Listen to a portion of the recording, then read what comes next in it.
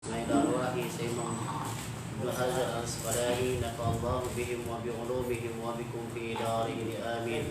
ثم إلى روحي ولوالدينا ولإخواننا ولأستاذنا ولأصحابنا ولجدنا ولجداتنا ولجميع المؤمنين والمؤمنات والمسلمين والمسلمات الأحياء منهم والأموات ببركة الفاتحة. أعوذ بالله من الشيطان الرجيم. بسم الله الرحمن الرحيم. الحمد لله رب العالمين الرحمن الرحيم مالك يوم الدين. إياك نعبد وإياك نستعين اهدنا الصراط المستقيم صراط الذين أنعمت عليهم غير المغضوب عليهم ولا الضالين. رب اغفر لي ولوالدي آمين. بسم الله الرحمن الرحيم. الحمد لله رب العالمين والصلاة والسلام على رسول الله أجمعين. أما بعد. Para penuntut ilmu yang sama-sama dimuliakan oleh Allah Subhanahu wa taala. Alhamdulillah pada malam ini kita masih berkumpul lagi dalam rangka menguburkan kewajiban kita menghilangkan kebodohan dalam hati dan pikiran kita, yaitu thalabul ilmi, yang mudah-mudahan kita dinilai oleh Allah Subhanahu wa taala sebagai pahala kita ilmu dan diberikan keberkahan di dunia dan akhirat. Maka pada malam ini masih membahas kitab Nasaihul Ibad. Babnya masih bab yang ke-6, pasalnya masuk pada yang ke-15. Insyaallah dengan nasihat ini kita dapat berubah sedikit demi sedikit walaupun belum total jadi ahli ibadah. Kita mulai. Bismillahirrahmanirrahim. Qala musannifu rahimahullahu ta'ala wa nafa'ana bihim wa bi ulumihim wa bikum fi darain amin. Wal maqalatul khamisata asyarata. Makalah yang ke-15.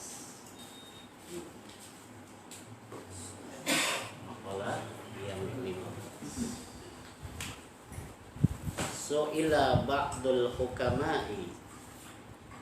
Ditanya sebagian ahli hukama. Siapa beliau? Hukama itu orang yang memahami ilmu agama, tingkatnya sudah tinggi, mengamalkan ilmunya dan bijaksana dalam setiap menghadapi urusan.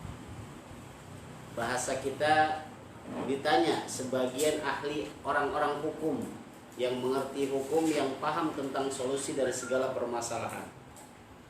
Alladzina zarabul umura, mereka yang bijaksana dalam mensikapi urusan. Apa pertanyaannya? Ini yang penting buat kita. Hal ya'riful 'abda ijanaba an taubatahu qabiltu amruddat. Wahai ahli hukama, wahai ahli hikmah, apakah seorang hamba dapat mengetahui ketika dia bertaubat dari segala kemaksiatannya? Qabiltu amruddat, diterima atau ditolak taubatnya. Bahasa kita, ya Allah, saya bertaubat kepadamu. Dan si A ini tahu kalau taubatnya itu diterima sama Allah. Ini ditanyakan sama ahli hikmah, wahai ahli hikmah, tahukah kamu seorang hamba, bisakah dia mengetahui taubatnya diterima atau tidak? Taubat. Apa itu taubat? Taubat itu adalah meninggalkan aktivitas kemaksiatan menuju pada aktivitas ibadah, namanya taubat. Makanya taubat ini senandung dengan zalim. Surah Al-Hujurat ayat surah ke-49 ayat ke-11. Kata Allah dalam bahasa Al-Qur'annya, "Wa man lam yatub fa ulaika humuz zalimun." Kalau orang sering-sering berbuat maksiat, lantas dia tidak mau bertobat, itu dia dianggap sebagai orang yang zalim. Siapa orang yang zalim? Orang yang tidak berhenti dari kemaksiatannya namanya zalim. Si A terkenal sebagai tukang, misal tukang nyolong sendal di masjid. Setiap hari nyolong. Setiap hari nyolong. Satu hari selama udah 5 tahun dia ada kesadaran, kenapa saya nyolong mulu ya? Dan dia ingin bertaubat. Itu orang namanya berhenti dari kezaliman. Si B tukang mabok, tiap malam mabok. Lantas tiba-tiba Allah berikan hidayah, dia berhenti dari maboknya, makanya orang itu disebut dengan orang yang tidak zalim. Si C sering nyakitin tetangga, lisannya memfitnah, lisannya menggibah, tapi satu hari dia taubat, maka dia disebut dengan bukan tukang ahli zalim. Maka kita sendiri kembali di sini. Nah, pertanyaan seorang hamba, apakah kita tahu ketika kita bertaubat, taubat kita diterima atau tidak? Tapi ahli hikmahnya menjawab begini. Qala la ahkama fi dzalika. Kalau pertanyaannya kayak gitu, saya tidak mengetahui hukumnya. Saya juga tidak tahu apakah taubat si A diterima atau tidak. Saya juga tidak tahu. Walakin akan tetapi lidzalika ay liqabuli taubati alamati sittatun. Akan tetapi kalau orang taubatnya diterima, kelihatan dari 6 cirinya. 6 tandanya ketika seorang bertaubat dari kezaliman, dia nggak tahu Allah nerima atau tidak, tapi ketahuan dari tanda-tandanya. Nah, ini yang harus kita bahas nih. Kalimat taubat itu 85 kali diucapkan dalam Al-Quran. Ada yang bernuansa fil madi, masa yang telah lampau. Ada yang bahasa fil mudhari, yang sedang dikerjakan. Tapi ada yang namanya isim masdar. Maka orang yang bertaubat itu adalah orang yang diberikan hidayah oleh Allah Subhanahu. Pertanyaannya ini, kita apakah termasuk orang bertaubat atau orang ahli ibadah?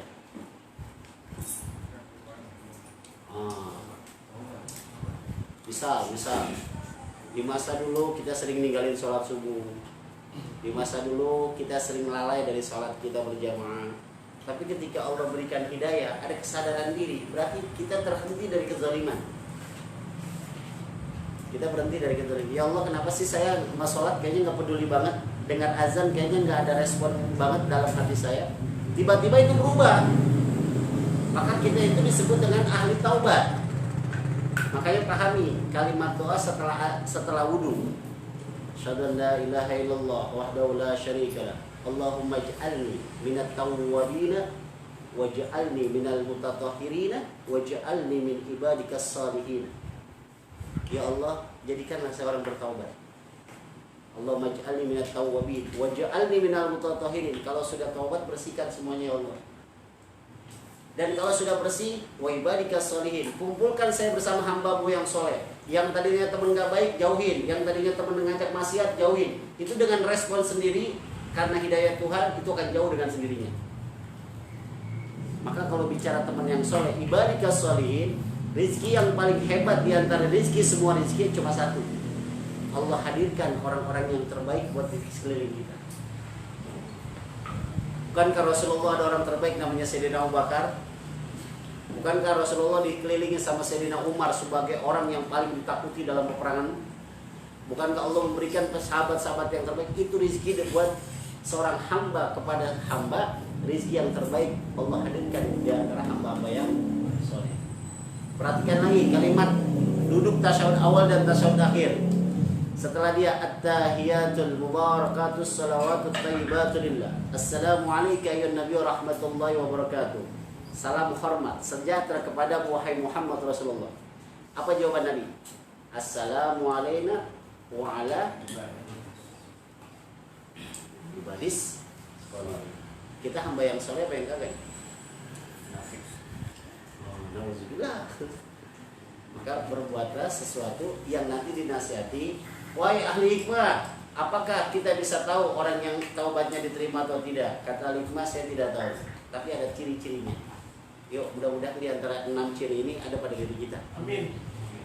Ahaduha, ihdaha, salah satunya orang yang taubatnya diterima, ayya'rifa nafsahu ghairu ma'sumatin minal ma'siyati fiha wa yajuju uqu'iha fiha. Satu tanda yang pertama yang diucapkan oleh ahli hikmah, orang yang amalan taubatnya diterima, ayyara, bahwasanya ia merasa dirinya ghairu maksumatin, tidak terpelihara untuk berbuat maksiat. Orang yang taubatnya diterima, dia merasa saya sudah berhenti dari mabok, saya sudah berhenti dari maksiat. Tapi dia ketika mendekatkan diri sama Allah, saya pun merasa saya nggak bisa menjaga diri itu selamanya. Kenapa? Sebab ahli ibadah dengan ahli maksiat, sekali lagi, ahli ibadah dengan ahli maksiat, Allah lebih dekat dengan ahli maksiat ketimbang ahli ibadah. Ahli maksiat dipanggilnya istaghfiru, istaghfaru, ayo segera mohon ampun. Tapi kalau ahli ibadah, aku berikan kebaikan buat kamu, dan saya terlepas daripada menjaga kamu dari maksiat. Pertanyaannya, kenapa Allah nggak menjaga ahli ibadah untuk, ayo hambaku jangan maksiat, jangan maksiat, saya jaga kamu sebaik-baik penjagaan. Karena yang dijaga itu yang maksud cuma Rasulullah. Para nabi cuma dijaga dari perbuatan dosa, tapi tidak dijaga dari perbuatan salah. Semua nabi. Nah, orang yang ahli ibadah itu nggak bisa dijaga sepenuhnya dengan ahli maksiat. Ternyata di sini ada hikmah. Kalau orang terus-menerus ibadah, yang dikhawatirkan oleh Nabi Muhammad SAW kepada umatnya itu merasa sombong. Kalau antum kagak maksiat, itu biasanya akan timbul sifat sombong. Saya orang terbaik. Pernah antum ngerasain ibadah rajin 1 minggu, setan ngegodanya apa? Khusyuk banget. Ya, yang lain rendah. Benar ya?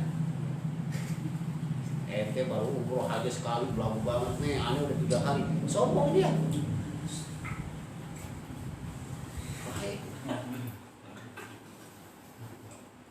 Nah, orang yang taubatnya diterima, dia merasa, ya Allah, saya nggak bisa menjaga diri. Saya sudah bertaubat misal dari hal ini, maka saya tidak bisa menjaga diri untuk selamanya tidak terjun lagi ke dalam maksiatan. Siapa yang bisa menjaga? Ibadikas sholihin. Ada teman-teman yang soleh yang harus mengepung Anda. Maka carilah teman yang mengingatkan ketika kita lalai dari mengingat Allah. Udah sholat jif, belum bang. Sholat dulu, ntar kalau mati gue susah nyolatin lu. Susah ya kalau gitu bang. Susah ya kalau gitu. Gue nyimpen bahan aja. Gue sama cengin orang. Jadi kalau ada orang, ada teman yang mengingatkan kita pada nilai kebaikan, kekang dia, pegang dia. Ntar saya beritahu ada 7 kriteria teman. Di antaranya teman yang mendekatkan diri kepada Allah itu biasanya dianggap remeh sama orang-orang. Kenapa? Karena tidak ada keuntungan materi dunia. Ingetin mulu, ente sholat mulu, ini enggak, kayak kagak gitu, tuh bahaya itu. Iya, benar dia. Saling mengingatkan. Misal Bang Rio ini mengingatkan Mas Heri, Mas sholat Mas, walaupun Mas Rio belum sholat. Kan ini tinggal sholatnya gimana bang? Ya depan Tuhan. Itu harus seperti itu. Jadi saling mengingatkan, ayo puasa Ramadan, ntar malamnya sholat tahajud, ini malam Jumat ya, jangan lupa baca surah Kahfi. Bang Kahfi sudah baca surah Kahfi? Baca. Diberikan waktu dalam hadisnya Nabi sampai akhir daripada besok hari Jumat sebelum azan maghrib di malam Sabtu. Batas pembacaan surah Kahfi. Ada berapa ya? 110. Surah keberapa? Ke-18, juz ke-15 di akhir masuk pada awal daripada juz ke-16. Sebelum surah Al-Kahfi ada surah Al-Isra, surah ke-17. Setelah surah Al-Kahfi ada namanya surah Maryam ke-19, ke surah ke-20-nya hafal? Ya, mudah-mudahan sering baca Quran ya. Jadi kalau kita merasa, ya Allah saya nggak bisa menjaga diri ya Allah. Bisa pada malam ini kita bisa tahajud kemarin, tapi malam ini kita belum tentu bisa tahajud. Ya, lagi rajin, masya Allah, rajin banget, belum waktunya sholat udah sholat tuh, saking rajinnya tuh. Allah, sholat apa juhur? Kamu jam berapa? Setengah 12, belum juhur. Saking rajinnya Bang Kahfi. Ada lagi saking rajinnya, sholat tahajud hukumnya sunnah, sholat subuh lewat, salah. Subuhnya juga jamaah, tahajudnya juga kerjain. Toh istiqomah 40 hari antum merasain betapa nikmatnya yang namanya bercinta dengan Allah Subhanahu wa taala. Kenapa kita nggak doyan? Sebab kita belum ngerasain nikmatnya yang namanya makanan. Antum bisa yang namanya doyan kopi karena udah sering nyobain kopi. Antum juga sama, kita juga sama. Kita akan merasakan nikmatnya sholat tahajud kalau kita udah sering kebiasaan sholat tahajud. Antum nggak bisa ngerokok karena terbiasa ngerokok. Enak nggak kalau nggak ngerokok? Nah, jadikan tahajud itu seperti itu. Sholat duha. Sholat duha berapa? Saya lagi rajin di 8. Besok lewat sebulan. Jangan. Dua-dua aja, istiqomah aja dong. Selesai sunat duha, lillahi ta'ala Allahu akbar. 2 rakaat selesai itu. Maka kalau kita sudah bermohon kepada Allah, ya Allah, saya sudah bertobat kepada Allah, ya Allah. Kemarin saya hilaf, kemarin saya maksiat. Maka jangan saya ulangi lagi. Kenapa? Sebab kemaksiatan itu hadir pada hawa nafsu kita. Sedangkan kebaikan ada pada hidayah Tuhan. Sekali lagi, kemaksiatan itu hadir disebabkan karena jiwa kita, nafsu kita yang tidak bisa tertahan, dan kebaikan itu datang dari hidayah Allah Subhanahu wa taala. Paham? Contoh, antum lagi bersama-sama istri, antum lagi main HP, antum lagi lagi ngopi, lagi nonton TV, dengar azan, Allahu Akbar, Allahu Akbar. kalau memang sinyalnya kuat, itu langsung respect. Oh iya, tinggalkan segala aktivitas dunia, maka saya akan memenuhi panggilanmu ya Allah. Tapi kalau sinyalnya nggak ada, Sinyalnya ada tapi jalannya berat. berarti tersendat. Belum dipakai kali. Kayaknya begitu. Rambu-rambunya kecil. Jadi kayak misalnya sinyalnya ada nih bang. Maksudnya kita tahu nih, tapi buat ngelakuin itu berat. Nah, makanya hidayah diserap dalam bahasa Indonesia namanya hadiah. Bang Kafi saya kasih Quran. Kafi Quran. Kan ini namanya hadiah kan? Kadang-kadang Kafinya nerima, kadang-kadang juga tidak terima.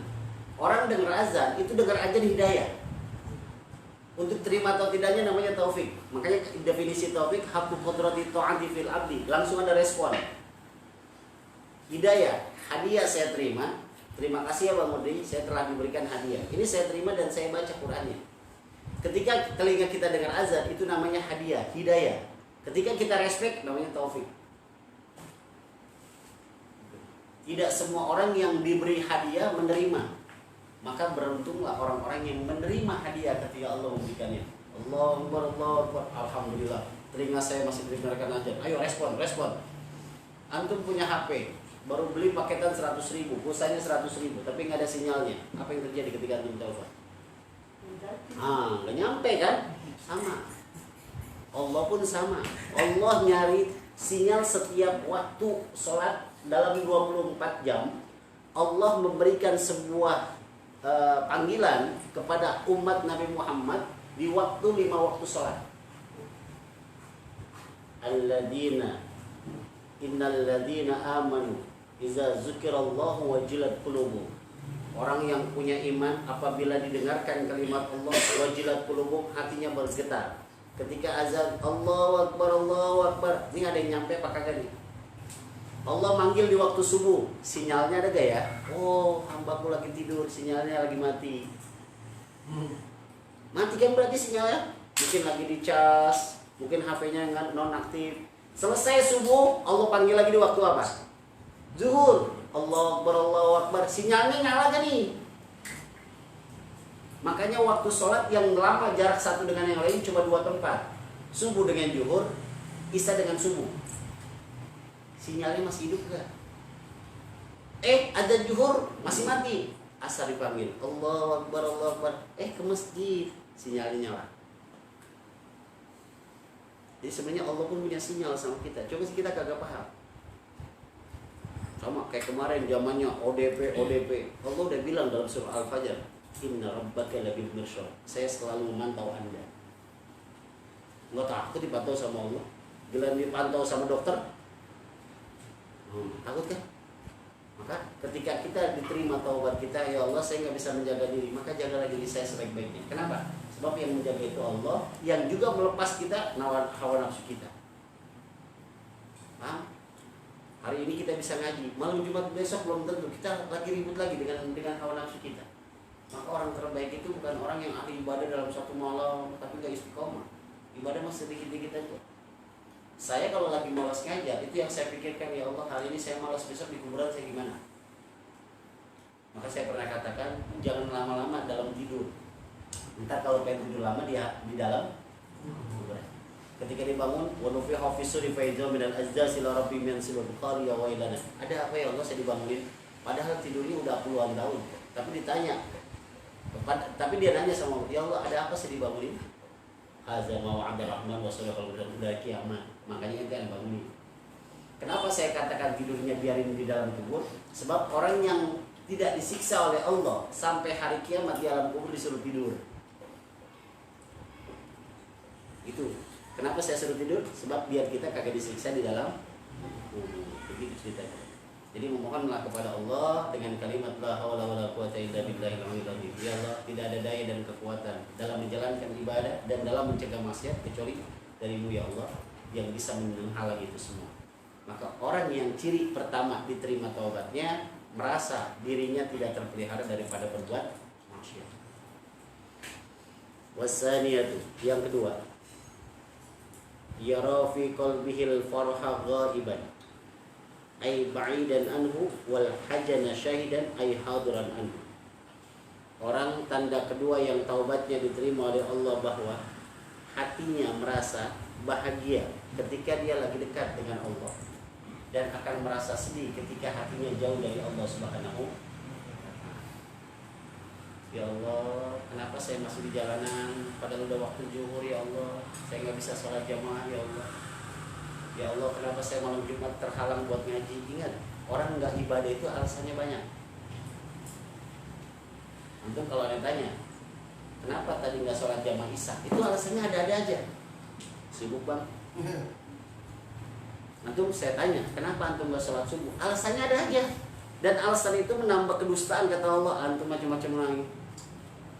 Nah, yang jadi pertanyaan yang bagus, apakah waktu tadi azan isya antum dengar azan?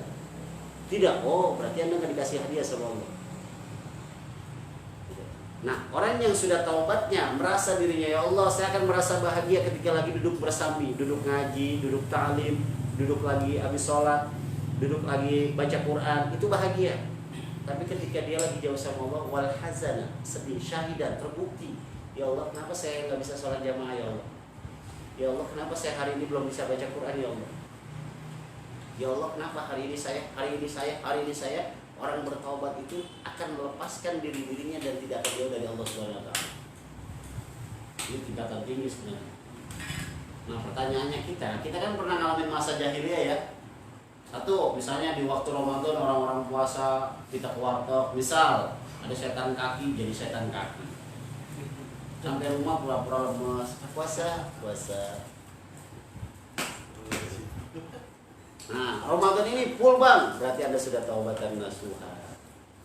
Gitu. Wasali satu, yang ketiga, yuqarribu ahlal khairi wa yubaidu ahlal syarri. Kenapa? Khaufan minal wuqu' fil ma'siyati. Orang yang taubatnya diterima, yuqarribu ahlal khair, dia lebih senang bergaul dengan orang-orang yang baik dan menjauhi dari orang-orang yang tidak baik. Siapa orang yang baik? Yang mengingatkan kita kepada Allah ketika kita lupa. Yang siapa orang yang tidak baik? Orang yang mengajak kemaksiatan dan melalaikan diri untuk mengingat Allah Subhanahu wa taala. Antum bergaul sama orang yang kagak sholat, tiba-tiba ada waktu sholat, kira-kira antum kagak sholat apa sholat?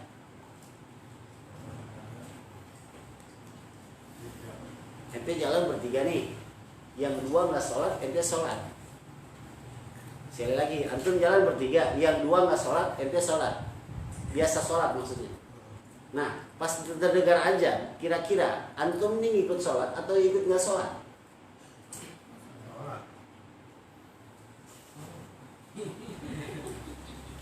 Mental. Besokkan dulu gitu. Antum jalan bertiga di bulan Ramadan, yang dua makan, dia minum bakso, dia makan bakso, dia minum es.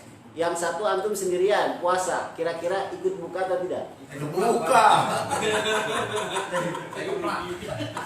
Cobain. Kenapa ngomong berani?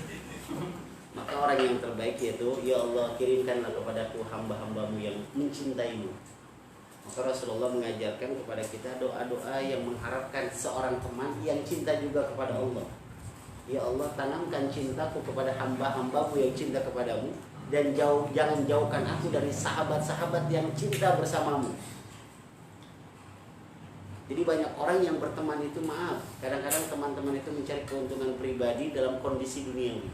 Silakan punya teman itu, tapi jangan terlalu jauh dengan teman-teman yang mendekatkan diri sama Allah Subhanahu wa taala. Lagi pula kalau antum berdekatan dengan orang-orang yang berteman cuma dekat ibadah, antum nggak mungkin jadi orang kaya. Sebab ibadah dulu kok jadi orang kaya. Bisa. Ibadah dulu kerja kagak. Iya, ibadah doang kerja kagak, ya nggak kaya. Tapi ingat, agna wa afna, anak bikin cukup sama antum kata Allah. Tapi kan kecukupan itu kan standarnya berbeda. Maka orang yang taubatnya diterima, hai fulan, kalau nanti saya sudah bertaubat, ada yang ngajak mabuk lagi, maaf, saya sudah tidak mau mabuk lagi. Karena ujian orang mabuk, asiban nas wa yutraku ayyakul amana wa hum la yuftanun. Apakah kamu mengira ketika kamu ini sudah bertaubat lantas saya tidak uji? Saya uji kata Allah. Baru taubat 3 hari, kata assalamualaikum, mabuk lagi yuk. Oh, saya udah taubat, dibayarin, ya nggak apa-apa deh. Nah, orang mabuk Islam begitu. Nyamper, ibu saya izin mau berangkat, mau kemana? Oh main jawabannya sama orang tua. Tapi anaknya ayo mabuk lagi, ayo ini lagi, ayo kebar lagi, ke diskotik lagi, gitu kan? Oh sebelum ke diskotik, ayo salat isya berjamaah, gitu kan? Saya dulu punya murid di satu sekolah ini. Ini anak sama guru di kelas 2 SMK sangat galak. Bahkan setiap guru masuk pagi itu kerjanya tidur. Satu hari saya dipertemukan sama dia. Terus teman-temannya udah tahu apa yang terjadi dan yang dia lakukan setiap malam. Saat itu saya suruh nulis bahasa Arab, saya duduk di sampingnya, dia lagi tidur. Pas dia menulisin, ngantuk banget, tidur lagi aja terusin, terus tidur lagi. Karena dia malu dengan ucapan saya, Pak saya mau cuci muka. Oh silakan. Kesimpulannya bahwa ini anak maaf tiap malam berbuat maksiat dengan meminum sesuatu yang tidak dihalalkan oleh Allah, haram. Dia nanya akhirnya di akhir pelajaran saya, Pak apa hukumnya mabuk? Saya bilang haram. Terus kalau sebelum mabuk sholat boleh gak? Boleh. Antum biasa mabuk? Iya Pak saya biasa mabuk. Jam berapa mabuk? Jam 11 malam. Oh jam 9 antum sholat isya ya. Terus pulang ke rumah jam 2 sebelum tidur sholat subuh. Terus emang gak apa-apa Pak? Gak apa-apa. Jadi sebelum mabuk sholat, setelah mabuk sholat. Apa yang terjadi? 1 minggu Allah berikan hidayah, itu rajin ngaji. Sambil mabuk. Bisa jadi. Hari Seninnya setelah upacara, ibunya datang ke rumah pengen nyari yang namanya Pak Hudri mana. Saya lagi ngajar disuruh turun sama kepala sekolah. Saya bilang ada masalah apa itu? Begini. Itu ibunya sangat bahagia. Allah ya karim. Setelah saya berhenti dari sekolah itu, Pak Bang Hudri udah nggak ada lagi. Saya mau mabuk lagi ya kata. Jadi mungkin karena masih ada sandaran. Tapi berita saat ini mudah-mudahan saya berharap ente sudah berhenti daripada. Dan maaf, masa muda biasanya itu jauh dari Allah, dekat dengan maksiat. Jauh dari Allah, dekat dengan maksiat. Maka saran saya, antum yang masih bujangan, kalau sebelum nikah, 1 minggu pengen nikah, temui saya. 1 minggu pengen nikah, temui saya. Ada amalia-amalia yang dilakukan sebelum menjadi akad nikah, sebelum ijab qabul tu nikah. Sekarang aja bang, barangkali itu seminggu lagi kita nikah kan ya tahu. Wah, belum tahu juga seminggu lagi saya meninggal. Bisa jadi. Allah penting tuh. Itu dia. Menang nih, menang nih. Kayaknya gua nggak ngelawan. Kemudian ini mau menang. Ya, jadi mohon kepada Allah dihadirkan teman-teman yang baik. Siapa mereka yang baik? Yang mendekatkan dan mengingatkan kita ketika lalai dari Allah Subhanahu wa taala. Warabiatu yang keempat, yaral qalila minad dunya katsiran wa yaral katsira minal amalil akhirati qalilan. Memandang kehidupan dunia dengan sesuatu yang sedikit tapi punya nilainya banyak. Bersyukur. Alhamdulillah saya sudah dapat ngopi. Begini aja udah nikmat banget. Kadang-kadang yang membuat kita lelah itu karena kita nggak pernah bersyukur. Padahal janji Allah, wa istajana rabbukum la in syakartum la'azidannakum wa la in kafartum inna 'adzabi lasyadid. Dan ingatlah ketika Allah berfirman, kalau Anda bersyukur saya tambahin. Tapi kalau Anda sering ngeluh, hati-hati, saya bikin susah Anda. Itu, syukuri aja dulu apa yang ada. Kenapa? Sebab kebanyakan manusia kulikal insanu halua, selalu berkeluh kesah, ngeluh mulu jadi orang. Ya dapat duit cuma 1 juta. Orang-orang belum tentu bisa dapat duit 1 juta. Kenapa kita ngeluh? Ditanya punya duit gak? Nggak punya. Padahal di tabungan kata Allah hati-hati antum berbohong sama hamba saya. Ini hati-hati. Nah orang yang bertaubat memandang dunia yang sedikit tapi dengan syukur dia menjadi bernilai banyak. Wa yaral katsira min amalil akhirati qalilan. Dan dia memandang amalia akhirat itu sedikit walaupun udah banyak. Walaupun sudah banyak. Makanya jangan pernah merasa, oh ibadah saya udah banyak. Dan merasa ibadah saya sudah banyak. Antum sudah sholat tahajud, antum sudah baca Quran tiap hari 1 juz, antum sudah segini. Jangan merasa ibadah itu banyak. Sebab kadang-kadang Allah memasukkan surga hambanya bukan karena amalia ibadah. Kadang Allah memasukkan hambanya karena amalia sosial. Contoh, dalam kitab Yuhalumuddin, Imam Al-Ghazali bercerita, Ketika beliau meninggal dimimpikan oleh muridnya, dan Imam Ghazali bertanya kepada muridnya, "Wahai muridku, tahukah kamu kenapa Allah memberikan nikmat seperti ini kepadaku?" Kata muridnya dalam mimpinya menjawab, "Engkau kan rajin puasa wahai guruku." "Oh bukan." "Rajin garang kitab?" "Bukan." "Ibadahnya rajin?" "Bukan." "Lalu karena apa engkau mendapat nikmat?" "Satu hari," kata Imam Ghazali, "aku lagi ngarang kitab." Di zaman dulu celup tulis, celup celup tulis gitu kan. Suatu hari ketika saya lagi mengarang kitab, saya memasukkan penaku ke dalam tinta, lalu aku pengen tulis, ada lalat yang menempel di sini. Itu ukurannya setengah jam. Imam Ghazali jadi kagak jadi nulis, diam aja sampai lalat meminum tintaku hingga kenyang. Setelah itu terbang. Gara-gara itu aku merasa ikhlas dan benar-benar ikhlas. Dengan seperti ini aku saat ini mendapatkan nikmat dari Allah Subhanahu wa taala. Jadi amal ibadah yang kemarin biar dilihat. Maka jangan pernah meremehkan ibadah, kebaikan. Nah, umat Nabi Muhammad dikasih jalan dan kunci. Ada orang nggak bisa masuk surga karena sholatnya, tapi ada sedekahnya. Enggak karena sedekahnya, ada baca Qurannya. Enggak ada baca Qurannya karena hajinya. Enggak ada baca Quran hajinya, ada umrohnya. Enggak ada umrohnya, ada kurbannya. Lantas nggak ada juga. Apakah dia pernah berbuat baik sama hambaku kata Allah? Pernah ya Allah. Dia pernah waktu lagi jalan mindahin duri kecil banget, dipindahin ke pinggir jalan karena di dalam hatinya terlintas bahwa khawatir kalau diinjak sama saudara muslimnya. Gara-gara itu hapus semua dosanya, masukin ke surga. Jadi kalau bahasa saya, kalau saya lagi baca tentang umat Nabi Muhammad masuk surga, itu keterlaluan kalau sampai masuk neraka. Nabi Adam membuat kesalahan tidak fatal, memakan buah khuldi, buah yang dianggap kekal oleh godaan iblis, lantas diturunin dari surga ke bumi. Umatnya Nabi Muhammad ngelakuin dosa di bumi tapi dijamin masuk surga. Tapi dijamin masuk surga. Al-Quran yang isinya ada 30 juz, 114 surah.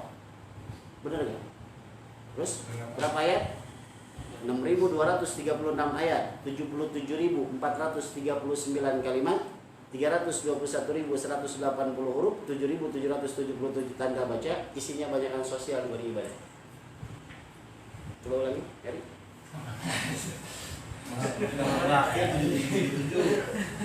Ya, pokoknya banyak kan. Ribet ya? Makin kiri. Ini belum lagi minum tua begini. Susu kucing kali ini. Ya, jadi jangan anggap amalan ibadah kita rajin zikir, meremehkan orang lu belum ada apa-apanya ibadah dibanding saya, nauzubillah. Jangan pernah. Sebab iblis itu kalau mau bicara ibadah, itu hebatan iblis ibadahnya dibanding kita.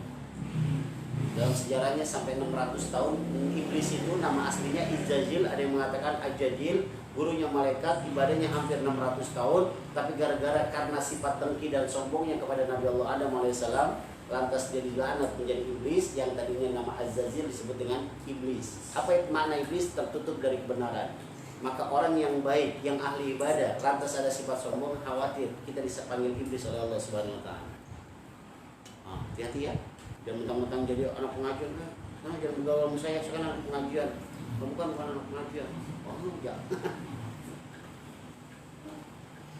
Wal khamisatu, yang kelima, yaral qalbahu mustaqillan bima dumina ay iltajama min Allah ta'ala min anwa'it takalifi farigon amma domina ay kafalallahu ta'ala minhu. Orang yang taubatnya diterima, bahwasanya hatinya selalu sibuk dengan sesuatu yang telah ditanggung oleh Allah Subhanahu wa taala dan tidak menyibukkan diri dari sesuatu yang Allah tidak tanggung dalam hal rezekinya. Dia lebih takut kepada dunia, bagaimana nanti ketika saya meninggal dunia, bagaimana kondisi saya di alam kubur. Dia lebih takut ketika memikirkan, ya Allah, kalau di alam kubur saya disiksa, bagaimana kondisi saya di padang mahsyar. Kalau di padang mahsyar saya merasa kesulitan, maka yang paling repot adalah menyeberangi jembatan Shiratal Mustaqim. Yang dipikirin itu terus tuh. Makanya satu hari ada murid bertanya, Ustaz, bagaimana caranya biar sholat khusyuk? Maka saya jawab, ketika antum Allahu Akbar, maka ingatkan, ya Allah, ini modal saya buat di dalam kubur. Saya nggak mau macam-macam ya Allah. Bismillahirrahmanirrahim. Yang kita baca ayat aja. Dia baca ayat aja, ngeri. bicaranya kubur lagi. Alhaakumut takasur hatta zurtumul maqabir. Ya kan? Kenapa disebut maqabir? Kuburannya beda-beda. Alhaakumut takasur. Hai orang-orang yang senang ngumpulin harta. Hatta zurtumul maqabir. Hati-hati kalau ente udah masuk ke dalam kuburan. Allah sawfa ta'lamun. Waspadalah. Hati-hati Anda. Maka kebanyakan orang di antara umatnya Nabi Muhammad di masa sahabat dengan di akhir zaman bedanya cuma satu. Di masa sahabat paling takut ngumpulin harta. Di akhir zaman paling senang ngumpulin. Itu paling bahaya. Itu paling bahaya. Kita mah kagak paham. Kalau kamu tak kasur aja udah. Atau jutul mah kafir. Ya Allah, kagak paham kita nih. Maka kalau bisa ada kalimat yang shadaqatun jariyah. Al ilmu yantafa'u bihi shadaqatun jariyah wa waladun salihun ijadu ya ilai. Ketika di dalam kubur kita udah nggak sholat, kita udah nggak puasa, kita udah nggak baca Quran, tapi ada pahala yang selalu mengalir. Orang yang pernah sedekah di dunia, lantas pahalanya mengalir. Siapa mereka? Di antaranya orang yang pernah sedekah dengan Quran kepada orang-orang yang senang membaca Quran dan kepada orang-orang yang senang menghafal Quran. Maka saya ingatkan, antum kalau pengen wakaf di Quran jangan di masjid. Kebanyakan Quran di masjid kagak dibaca. Di mana? Di tahfiz. Datang tahfiz. Quran apa yang Anda butuhkan? Nah, ini loh, berapa lusin yang saya harus siapin? Sekian. Ketika antum ngasih Quran aja, ngasih Quran kepada orang-orang yang baca. Ada yang satu baca Alif Lam Mim, ada yang baca lagi surah ke-12, ada yang lagi baca ke-30. Itu antum kagak ngapa-ngapain, tahu-tahu rezekinya naik. Sampai di alam kubur selama Quran itu dibaca, Allah berikan pahala sama kita. Tuh begitu. Maka kalau bagi saya, ya Allah, semalam saya nggak tahajud, saya ganti dengan sedekah ya Allah. Saya cuma punya duit 100.000 ya Allah. Mudah-mudahan ini bisa mengganti tahajudku ya Allah. Terus kalau malamnya tahajud, ya Allah saya terima kasih ya Allah, saya bisa Engkau bangunkan aku tahajud. Saya pengen sedekah 150.000 ya Allah. Kalau tahajud, berarti kan hadiah kan? Hadiahnya juga gede, 150.000. Kalau kita nggak tahajud, kafaratnya 100.000. Kita nggak pernah kepikiran begitu tuh. Maka bersyukurlah orang-orang yang bisa mengambil sedekah jariyah, pahala yang mengalir di dunia. Nah, orang-orang yang amalan ibadahnya diterima, taubatnya diterima oleh Allah, maka mudah-mudahan dia akan selalu terjaga daripada sifat untuk tidak memandang akhirat. Dia selalu mikir akhirat. Wasadisatu, orang yang taubatnya diterima yang terakhir adalah yakuna hafidil lisani, yang lisannya selalu dijaga, tidak memfitnah, tidak menggibah, tidak hasad, tidak dengki, tidak dendam. Hati-hati itu. Dengan hasad, dengan dengki, hasad itu garis miring sama. Si fulan ahli ibadah, tapi hatinya dengki, sering melihat keburukan orang lain dan memfitnah. Maka setiap amalan ibadahnya akan diberikan pahalanya bukan untuk dirinya, orang yang didengki. Saya benci besar sama si Oji. Setiap saya ibadah, pahala saya buat Oji. Maka beruntunglah orang-orang yang dibenci dengan kesabaran dan ikhlas. Dan kalau kita dibenci sama hamba Allah, ingat kita jangan ngebenci. Itu modal pahala buat kita. Kadang-kadang kita sama saudara, ya Allah, si bule benci sama saya, jangan ke rumah dia. Dia lagi marah sama saya. Kalau saya selalu mengingatkan, ya Allah, jangan tanamkan sifat kebencian dalam hatiku ya Allah. Jangan pernah dendam sama hambamu ya Allah. Kenapa? Sebab sahadatnya sama. Nabi aja nggak boleh waktu perang. Ketika orang sudah dalam kondisi terpuruk, misal sudah kena pedang, sudah kena panah, pas mau dipedangi, pas mau dibacok, dia ngucapin syahadu la ilaha illallah wa syahadu anna Muhammadar Rasulullah. Lantas dibunuh, misal dibunuh, ada sahabat yang ngebunuh orang yang udah ngucapin kayak gitu, itu haram hukumnya darahnya. Sekarang kita udah tahu anak kucing kita, kencang kita dengan kalimat syahadat yang sama kan? Maka sekali lagi antum dan kita semua orang-orang yang diberikan hidayah dengan anak-anak ta'lim, maka jangan pernah tanamkan kebencian. Orang bisa jadi sering sakit bukan karena dia nggak punya duit, karena pikirannya. Lihat, perempuan sering sakit ya. Ada seorang nyai-nyai, ibu-ibu, kenapa sih ibu sakit mulu? Tanya, pikirannya jahat apa enggak? Orang yang hatinya, ibu, seorang istri, seorang ibu yang pikirannya baik, itu jarang sakit. sekalipun sakit itu cuma paling masuk angin. Itu mau masuk air dah. Paham? Ya boleh jangan paham. Apa dalilnya? Ruwiya annahu sallallahu alaihi wasallam qala ahabbul a'mali ila Allah hifdzul lisani. Amalan yang paling dicintai oleh Allah kepada hambanya adalah menjaga lisan. Ingat, saat ini orang benci bukan hanya dengan perkataan, dia melalui status, dia melalui FB, dia melalui sebuah nuansa elektronika, dunia elektronik. Dia kalau memang mencantumkan sesuatu karena kebencian, dosa Anda. Misal, saya benci sama Bang Kafri, saya bikin status dengan menyinggung perasaannya. Selama status itu sejam, 2 jam, maka dosanya itu buat saya dan pahalanya buat kami. Maka kalau saya, ya Allah, hilangkan kebencian di hati saya. Maka kalau sholat malam, jujur, ketika saya ditanya, Ustaz, doa apa yang Ustaz baca ketika sholat tahajud? 3 hal. 1, ampuni dosa kami, ya Allah. 2, jadikan murid-murid saya hamba-Mu yang soleh, ya Allah. 3, berikan kesehatan kepada kami, murid saya dan keluarga saya semua. Jadi doa kagak panjang-panjang, ini kan panjang, ya Allah. Saya pengen punya mobil, ya Allah. Saya pengen membangun rumah yang gede, yang ada kolam renang ini, ya Allah.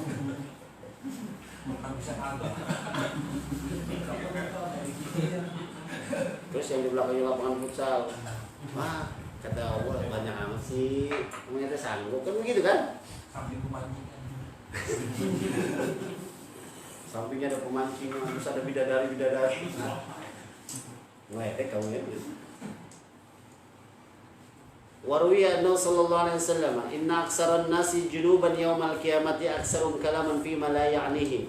Sesungguhnya kebanyakan manusia dosa pada hari kiamat, yang dianggap banyak dosa pada hari kiamat adalah kebanyakan di antara kita orang yang ucapan-ucapannya sesuatu yang tidak memberikan manfaat pada orang lain. Makanya paling ngeri itu nanti orang beriman, orang kafir, orang munafik dipanggil sama Allah. Kalau orang beriman dipanggil sama Allah, ditutupin sama hijab. Bahasa kita, ayo ke kantor, masuk ke dalam. Orang kagak ada yang tahu. Pertanyaannya, ata'rifu janban kaza? Wahai hambaku, apakah kamu ingat dosa yang ini? Tanggal sekian, tahun sekian, jam sekian, bulan sekian, tempatnya sekian di sini.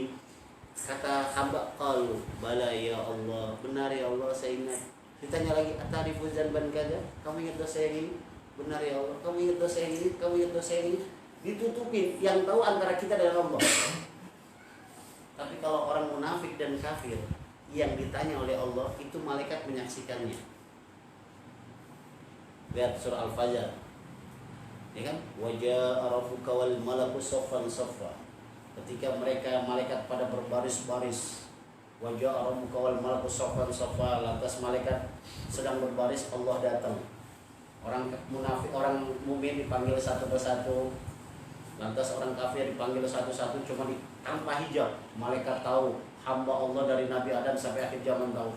Tapi kalau orang mukmin, ata'rifu janban kaza, saya maafin antum karena antum sering bertaubat kepadaku, kata Allah. Maka kalau malam-malam, kenapa kita sering-sering sholat tahajud? Biar ngakuin, astagfirullahaladzim, ya Allah saya pernah berbuat maksiat, ya Allah. Astagfirullahaladzim, saya berbuat maksiat, ya Allah. Kalau kita udah sering mengakui dosa kita di dunia, insya Allah ketika Allah bilang, apakah kamu ingat dosa yang ini? Qalu bala. Sehingga orang beriman merasa, ya Allah saya celaka, ya Allah saya pasti masuk neraka, ya Allah. Kata Allah, hal taghfiru junuba, saya ampuni semua dosa Anda. Waji'a yauma idzin bi jahannam. Lantas setelah itu habis ditanya, digiring semuanya neraka jahanam. Ada yang ngejerit, ada yang nangis, ada yang teriak macam-macam tuh. Makanya kalimatnya, ya laitani kena kuntu turaba. Alangkah baiknya saya menjadi debu. Kenapa saya hidup di dunia, ya Allah? Pas dihadapin api neraka. Nah, orang-orang yang bertaubat, insya Allah semua ucapannya ketika kita perbanyak istighfar, mudah-mudahan Allah ampuni dosanya. Lalu orang yang bertaubat yang diterima, yang setelah memelihara lisan, daimul fikrati fi ujmatillahi, dia sering berpikir tentang keagungan Allah Subhanahu wa taala. Ya Allah, terima kasih Allah, Engkau Maha Pengasih lagi Penyayang. Sehingga sampai saat ini Engkau masih sayang kepadaku, kepada kedua orang tuaku, kepada istri dan anakku. Sering berpikir tentang keagungan Allah. Ya Allah, terima kasih sampai saat ini saya diberikan hidayah buat sholat, buat ngaji. Itu terima kasih itu sama Allah. Ya Allah, terima kasih tangan saya bisa bergerak. Makanya ketika bangun tidur apa doanya? Alhamdulillahilladzi ahyana. Itu bukan hanya kita bangun. Ahyana yang menghidupkan semua organ-organ tubuh yang masih bisa bergerak matanya. Tapi sayangnya kita itu sering-sering saat lagi bangun tidur itu yang kita cari HP. Nabi ngajarin kalau kamu bangun tidur, duduklah sejenak, baca doa, lalu baca surah Al-Imran ayat 190 sampai terakhir. Inna fi khalqis samawati wa ikhtilafil laili wan nahari laayatin liulil albab alladzina yadhkuruna Allaha qiyaman wa qu'udan wa 'ala junubihim. Saya tidak hafal Ustaz. Saya juga dulu tidak hafal, tapi saya senang nulis. Saya tempel di tembok, ketika saya bangun, saya hafali, saya baca. Alhamdulillah Allah kasih hafal buat saya. Setelah kamu sudah bangun dari tidur kamu, baca doa tadi, lantas baca surah Al-Imran ayat 190 sampai terakhir. Berdirilah kamu, masuk ke kamar mandi, cuci tangan dulu. Kita ngapain? Megang HP. Makanya mana sunnahnya Nabi? Nyari korek, ngerokok. Padahal kata ilmu medis, orang yang bangun tidur lantas dia cuci tangan, lalu dia berwudu dan dia meminum air putih, aku jamin kesehatannya, kata Nabi. Jadi kalau antum sering badannya lemas, itu udah ketahuan cara tidurnya salah, cara bangunnya salah. Itu doang. Padahal makanya saya melihat anak-anak muda, antum semangat kenapa sih? Saya nggak begini. Sungguhnya ya. Itu doang kuncinya. Demi kenapa lemas banget? Sungguhnya, saya jam malam bang, jam berapa? Jam 2. Yang terakhir, hadisnya, waruwi anna sallallahu alaihi wasallam qala at-tafakkur fi 'azamatillahi wa jannatihi wa narihi sa'atan khairu min qiyamil lailati. Siapa orang yang merenung tentang keagungan Allah, wa jannatihi, dia memikirkan surga. Ya Allah, surga nikmat banget kali ya. Surga enak banget. Makanya saya harus bersiap-siap. Ingat, surga itu pulang kampung. Kalau kita masuk ke neraka berarti salah kampung. Setelah mikirin surga, wanarihi, mikirin neraka. Maka obat paling mujarab untuk bisa bangun subuh ketika antum Allah, berat banget nih mata. Ya Allah, neraka panas banget, bangun dah. Iya. Ya Allah, neraka panas banget ya. Harus sholat subuh gitu kan. Terus sa'atan, tentang hari kiamat. Ya Allah, besok hari kiamat gimana ya? Makanya kalau antum baca surah Al-Waqiah, surah ke-56, itu tentang hari kiamat ada 3 golongan. Was-sabiqun as-sabiqun. Ashabul yamin wa ashabul yamin gitu kan? Ashabul shimal wa ashabul shimal. Orang terdahulu di zaman Nabi banyak yang masuk surga, sedikit yang masuk neraka. Di zaman kita banyak yang masuk neraka, sedikit masuk. Apakah kita termasuk ahli surga? Belum ada jaminan. Alhamdulillah. Khairun min qiyamil lailati, lebih baik daripada sholat semalam suntuk, semalam penuh. Wah enak dong, berarti kita tapakur aja dong, gak usah sholat. Boleh. Antum ngobrol sama teman memikirkan tentang keagungan Allah, bicara antum tentang ilmu, bicara antum tentang ibadah, itu juga termasuk tafakur. Makanya Nabi suruh ke Gua Hiro ngapain emang? Tahanus binikmah. Memikirkan tentang alam. Ya Allah, sebenarnya saya ini siapa? Siapa sebenarnya diri saya? Saya begini. Itu kan tentang keagungan Allah. Dan itu lebih baik daripada ibadah 1 malam. Tapi sayangnya kita udah dirusak dengan mindset HP. Antum kalau lagi duduk megang rokok sambil ngopi nggak megang HP, apa rasanya? Coba jauhkan kopi, jauhkan rokok, pegang kopi. Bisa, antum lagi cuci motornya dicuci, pegang apa? Quran apa HP? Mindsetnya di sini ya.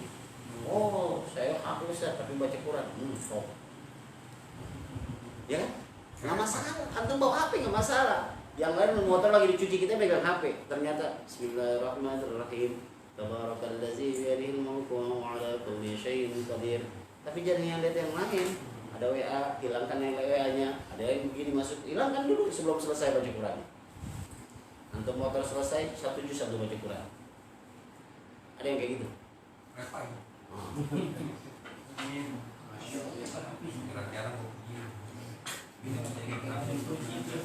Habis ini dibom. Tapi ada sebuah larangan dari Nabi, tafakkaru fi khalqillah wala tafakkaru fillahi fatahliku. Jangan berfikirlah tentang ciptaan-ciptaan Allah dan jangan berpikir tentang zatnya Allah, fatahliku, kamu akan celaka dan binasa. Allah kayak gimana ya? Terus Allah lagi ngapain ya sekarang? Itu celaka tuh, stres Anda. Iya, tentang ciptaan Allah aja kadang-kadang saya suka merenung. Kok kenapa ya? Nabi menyebut kalimat dikun ayam. Apabila ayam berkokok, maka bangunlah kamu, sebab dia melihat malaikat. Padahal di zaman Nabi belum ada ayam. Kenapa Nabi punya sebuah hadis yang bernuansa ayam? Di zaman Nabi tidak ada yang namanya sapi dan kerbau. Tapi kenapa dua hewan ini menjadi halal untuk dikurbankan? Kalau kambing nggak ada, walaupun bukan domba ya. Tapi kan kalau kerbau aneh. Kenapa? Itu disebut. Yang namanya sapi, kerbau itu disebut. Padahal di zaman Nabi belum ada. Ayam ada di zaman Nabi. Loh, tapi hadis Nabi ada.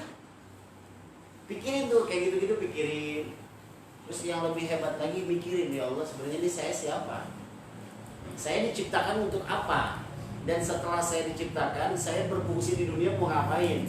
Dan setelah saya di dunia selesai, saya di dalam kubur bagaimana?